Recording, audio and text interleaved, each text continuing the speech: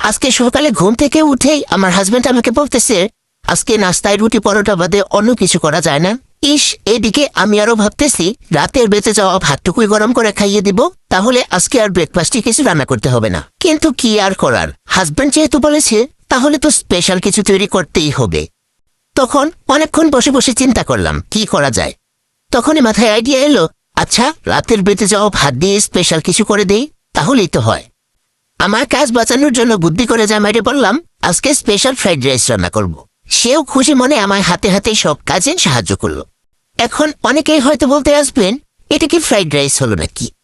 আরে বাদ দেন, আপনাদের যদি মানতে কষ্ট হয় তাহলে বললেন গরিবের ফ্রাইড রাইস, তাহলেই হবে। যাই হোক, রান্না করার জন্য প্রথমে 3টা ডিমকে স্ক্রাম্বল করে ভেজে নিয়েছি।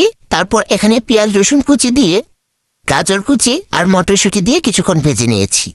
তারপর এখানে দিয়েছি কাঁচামরিচ কুচি, গোলমরিচের গুঁড়া, অল্প একটু টমেটো সস আর হাফ চামচের মতো সয়া সস।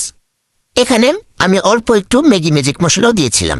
আপনারা চাইলে এই ম্যাগি ম্যাজিক মশলাটা ব্যবহার নাও করতে পারেন, তবে এটা দিলে আমার কাছে ফ্লেভারটা অনেক বেশি ভালো আসে। এখন অল্প আঁচে নেড়ে চেড়ে ভেজে নিলেই হয়ে যাবে রাতের বেঁচে যাওয়া ভাত দিয়ে মজার রেসিপি। আপনারাও কিন্তু চাইলে সহজ সরল রেসিপিতে এভাবে ফাঁকিবাজি নাস্তাটা তৈরি করতে পারেন।